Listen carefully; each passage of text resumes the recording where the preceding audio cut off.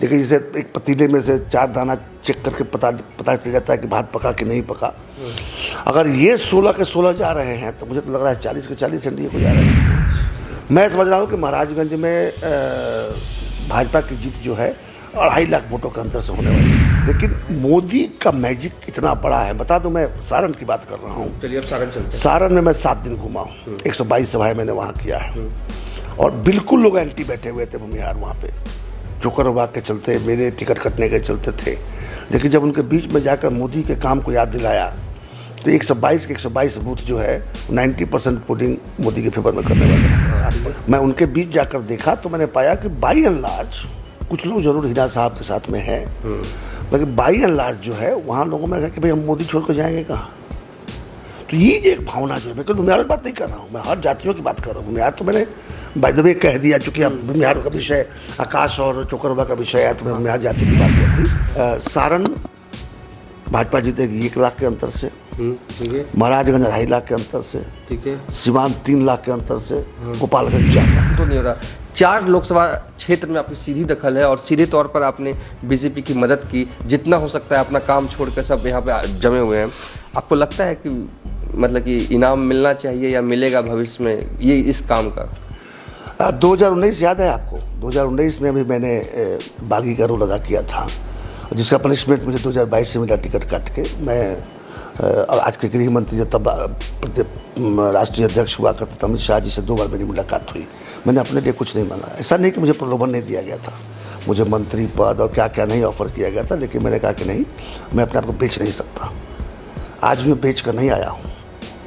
मैं बिल्कुल कन्विक्शन के साथ, मेरी अंतरात्मा ने कहा कि जब देश खतरे में हो, सनातन खतरे में हो, तो उस समय हमें सनातनियों के पक्ष में और देश के पक्ष में वोट मांगना चाहिए। नमस्कार, मैं हूं देवांशु, आप देख रहे हैं न्यूज़ फाउंडेशन। 25 मई को 8 लोकसभा क्षेत्रों में चुनाव होने हैं और इस वक्त हम जिस कमरे में बैठे हुए हैं वो आता है महाराजगंज लोकसभा क्षेत्र में। और हमारे साथ बात करने के लिए निर्दलीय एमएलसी सारंग के सचदानंद राय होंगे, जो कि इस वक्त अपने जो है वो गाँव आए हुए हैं। क्या लग रहा है सर, क्योंकि आप यहाँ पे आए हुए हैं और बगल में ही सिवान का लोकसभा क्षेत्र है, बगल में ही गोपालगंज जो है वो है, तो इन 3 लोकसभा क्षेत्र में क्या आप नाप पा रहे हैं, क्या फील कर पा रहे हैं और क्या लग रहा है जनता का मूड क्या है? देखिए, जनता का मूड तो बड़ा साफ है। यहाँ वोट किसी प्रत्याशी का नहीं है, वोट मोदी का है। और मेरा आकलन जो है कि 30 से 35% वोट जो है वो प्रत्याशी की तरफ देखता ही नहीं है, सिर्फ मोदी को देखता है। कुछ लाभार्थी हैं, कुछ हिंदुत्ववादी हैं, कुछ राष्ट्रवादी हैं। ऐसे लोगों ने पहले से मन बना लिया है कि मोदी जिसको भी टिकट देंगे उसको वोट देंगे हम। तो वो वोट तो कहीं गया नहीं। अब बच गया 65-70%, उसी में लड़ाई लड़नी है। तो उसमें जो मैंने पाया कि कुछ जाति का समीकरण भी आ जाता है, कुछ व्यक्तिगत मतलब कि प्रॉब्लम्स भी आ जाते हैं बीच में, होता ही है, किसी कैंटीन कन्वेंसी भी आ जाता है। ये सब देखने के बाद मेरा जो आकलन है वो ये है कि आज इस बार कल जो 8 सीटों पर चुनाव होने हैं तो 8 का 8 तो एनडीए को जा ही रहा है, या 1 तारीख को जो 8 होने वाला उसको भी 8 का 8 हमको एनडीए जाते हुए दिख रहा है। और चूंकि मैं पहले चरण दूसरे चरण के क्षेत्रों में गया नहीं, इसलिए मैं बोल नहीं सकता कि वहाँ पर क्या हुआ है। लेकिन जैसे एक पतीले में से 4 दाना चेक करके पता चल जाता है कि भात पका कि नहीं पका। अगर ये 16 के 16 जा रहे हैं तो मुझे तो लग रहा है 40 के 40 एनडीए को जा रहे हैं। लेकिन आप लोगों से सुनने को मिलता है और कुछ बाहर से आता है कि नहीं, पहले और दूसरे चरण में शायद थोड़ा इंडी गठबंधन को भी थोड़ा बेनिफिट रहा है, तो वो तो बक्सा खुलने के बाद पता चलेगा। लेकिन ये 2 चरण में तो कोई संदेह नहीं है। लेकिन मैं भी महाराजगंज घूम रहा था, जहाँ से जनार्दन सिंह सिकरीवाल उनका गांव है, वहाँ के आसपास अगल बगल दाएं बाएं वाले गांव उनके खिलाफ कर रहे हैं और वो गांव जो है वो भूमियारों का गांव था। तो इसको कैसे देखते हैं? आप कह रहे हैं कि जीत जाएंगे, यहाँ तो भूमियार ही नाराज। भूमियार करीब 3 लाख की आबादी है महाराजगंज। मैंने जो बताया आपको कि जातीय समीकरण भी एक विषय है, लेकिन जातीय समीकरण में ध्यान रखिए, जब मैंने 30-35% जो कहा उसमें महिलाएं हर जाति की हैं। और कुछ जातियां तो पूरी तरह से जो है 5 किलो अनाज और 6,000 रुपया जो साल का मिलता है उन चीज़ों पर गई हैं। कुछ घोर हिंदुत्ववादी हैं इसी जाति में जिसकी बात कर रहे हैं भूमिहार। वो सब होगा, वो कभी भी जाकर जो है सो कमल छोड़कर किसी और बटन को दबा ही नहीं पाएंगे। इस बार आकाश दिख भी रहे होंगे लोगों के साथ ना, तो वोट देते समय उनका मन बदल जाएगा। ऐसा मैंने महसूस किया, बता रहा हूँ जो मैं समझ रहा हूँ कि महाराजगंज में भाजपा की जीत जो है 2.5 लाख वोटों के अंतर से होने वाली है। 2.5 लाख। पिछली बार 2,34,000 हुई और वो बढ़ जाएगा इस बार। घट हर जगह तो है कि कुछ घटने का आप बढ़ा रहे हैं। घटने का तो कोई स्कोप ही नहीं है, घटने का तो कोई स्कोप नहीं है। बढ़ेगा, मामूली बढ़ पाएगा, क्योंकि भूमिहारों में थोड़ा बहुत, चूँकि भूमिहार कैंडिडेट उधर से आया है तो एक भावना जगी है और कुछ लोग घूम रहे हैं। और ये होता ही है, हर जाति के साथ होता है। जाति के जब कोई आता है नेता तो थोड़े समय के लिए जो है सो वो पार्टी के बंधन टूट जाते हैं। उस हिसाब से नहीं तो ये 3-3.5 लाख के अंतर से हारने वाला सीट था। लेकिन चूँकि अखिलेश बाबू लड़ते ही बहुत बढ़िया से है, पैसा वैसा बहुत खर्चा करते हैं, काफ़ी पैसा बांट भी रहे हैं। तो कुछ सुनने में कुछ अब तो आप लोग हमसे बेहतर जानते होंगे, इसलिए मैं कुछ नहीं बोलूँगा। लेकिन जो मुझे पता चला है उसमें ये रहा कि पैसा तो काफ़ी खर्च कर रहे हैं, तो उसीलिए अंतर बहुत ज़्यादा नहीं बढ़ेगा। लेकिन जो 2,31,000 था पिछली बार, वो बढ़ के हो सकता है कि 2.5 लाख हो जाए, थोड़ा 2.5 लाख को पार कर जाए। घटने वाला नहीं है, 2,30,000 होने वाला नहीं अंतर। उसी तरह से सारण भी जो है, जो सारण पे हम आएंगे, लेकिन थोड़ा सा एक सवाल आपने उठाया, क्योंकि आप भी चुनाव लड़ते हैं और कई लोगों को आपने लड़ते देखा है। क्या एक इंडिविजुअल सवाल है, क्या पैसा खर्च करने से वोट आपकी तरफ आ जाता है? क्या गांव में अगर किसी समाज के लोग रहते हैं और रात में आप अगर पैसा पहुंचवाते हैं तो आरजेडी को, तो क्या वो शिफ्ट हो जाता है दूसरी पार्टी में, या कोई असर ही नहीं? कितना % सक्सेसफुल है? थोड़ा सक्सेस होता है, लेकिन सबसे बड़ी बात है हवा बनाने में सफल होता है। अच्छा, जब पैसा खर्च करते हैं तो क्या होता है कि कुछ जो बड़बोले लोग जो होते हैं, जो उछल कूद करने वाले लोग होते हैं, वो हवा बनाते हैं और हवा का असर तो पड़ता है, इसमें कोई संदेह नहीं है। लेकिन मोदी का मैजिक इतना बड़ा है। बता दूं, मैं सारण की बात कर रहा हूँ। चलिए अब सारण चलते हैं। सारण में मैं 7 दिन घूमा हूँ, 122 सभाएं मैंने वहाँ किया है, और बिल्कुल लोग एंटी बैठे हुए थे भूमिहार वहाँ पे, जोकर विभाग के चलते, मेरे टिकट कटने के चलते थे। लेकिन जब उनके बीच में जाकर मोदी के काम को याद दिलाया तो 122 के 122 बूथ जो है 90% पोलिंग मोदी के फेवर में करने वाले हैं। आप जिस दिन बक्सा खुलेगा मैं गिनवा दूंगा।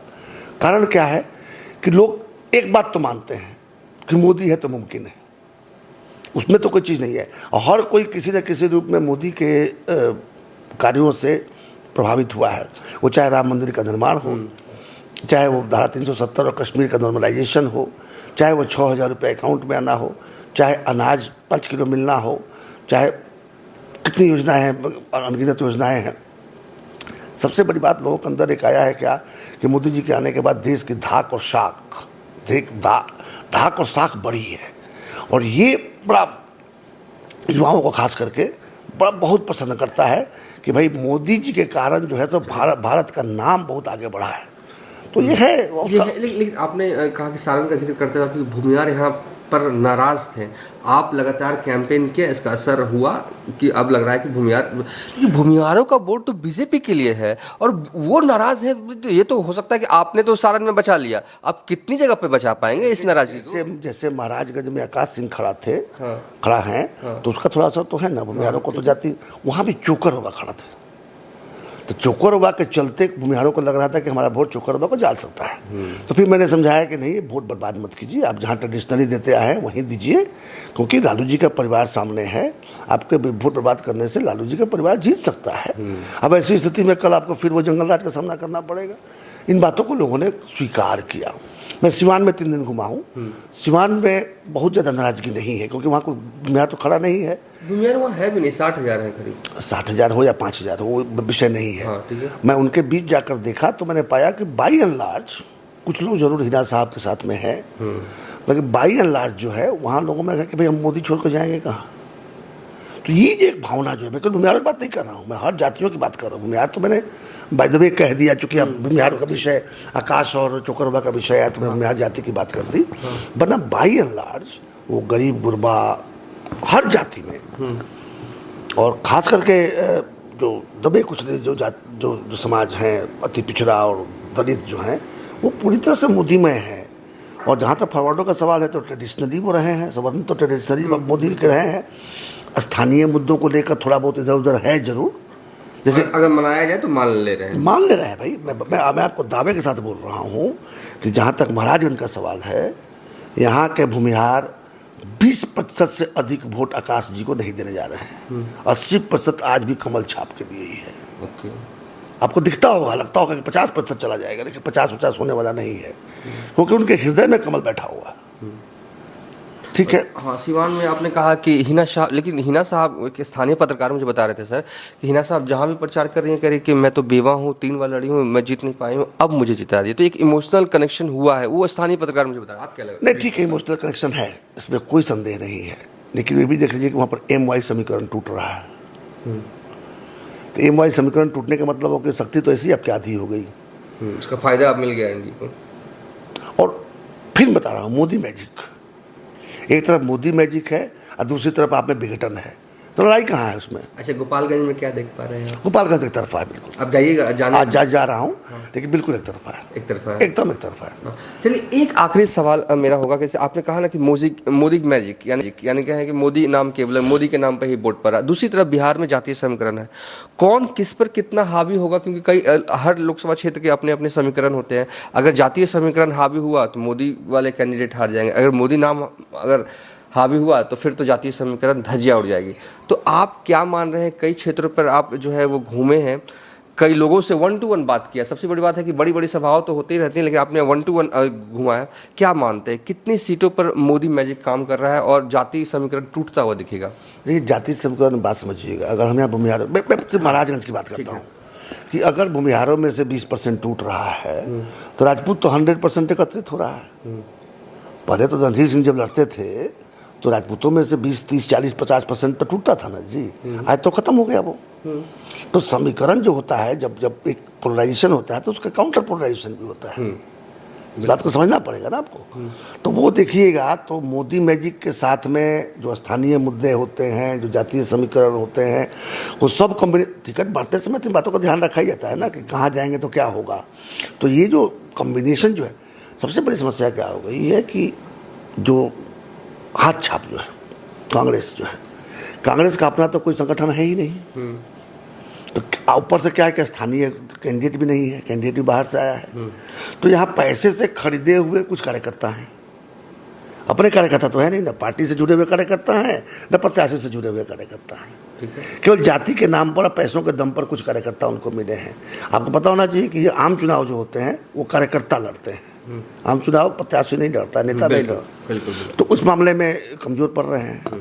आज भारतीय जनता पार्टी के पास में यहाँ अपना कार्यकर्ता भी है, प्रत्याशी भी स्थानीय है। हो सकता है उसके प्रत्याशी के खिलाफ कुछ लोगों को शिकायत हो, लेकिन अंत में जब चुनने की बात आएगी तो ये कि ठीक है, चलो यार, इनको नहीं दे रहे हैं वोट, मोदी जी को दे रहे हैं।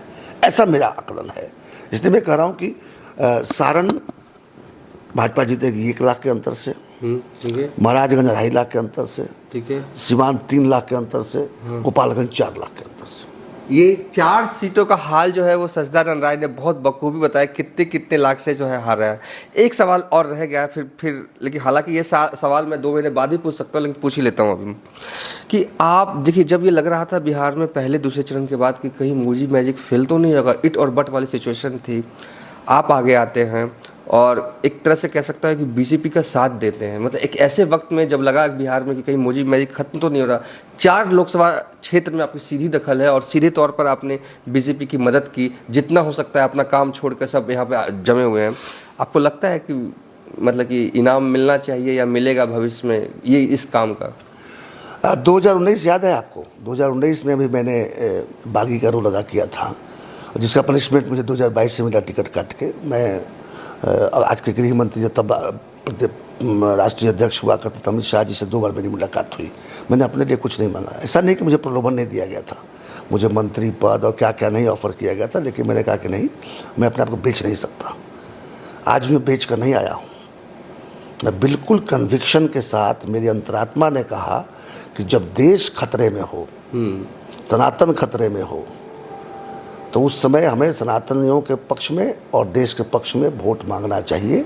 मेरी जितनी शक्ति है, बहुत छोटी शक्ति हो सकती है, लेकिन वो शक्ति भी हमारे देश के काम आना चाहिए, हमारे सनातन के काम आना चाहिए। और वही सोच कर मैं आया हूँ। कोई सौदा नहीं है, किसी से कोई डिमांड नहीं है, ना मुझे किसी ने कोई आश्वासन दिया है। ये बात मैं पहले क्लियर करना चाहता हूँ आपके माध्यम से कि मैं सिर्फ और सिर्फ अंतरात्मा की आवाज़ पर आज क्षेत्र में घूम रहा हूँ। ये अलग बात है कि चाहे प्रदेश अध्यक्ष हों, चाहे माननीय कृषि मंत्री और स्वास्थ्य मंत्री मंगल पांडे जी हों, या प्रदेश के प्रभारी विनोद तावड़े जी हों, या प्रदेश के संगठन महामंत्री भिखू भाई हों, इन सबसे मेरी मुलाकात हुई है, सबसे मेरी बात हुई है। मुझे सम्मान देने का आश्वासन भी मिला है, लेकिन उस आश्वासन के कारण मैं नहीं घूम रहा हूँ कि चुनाव के बाद क्या होगा। ये मैंने बहुत देखा है कि जब काम निकल जाता है तो लोग भूल जाते हैं।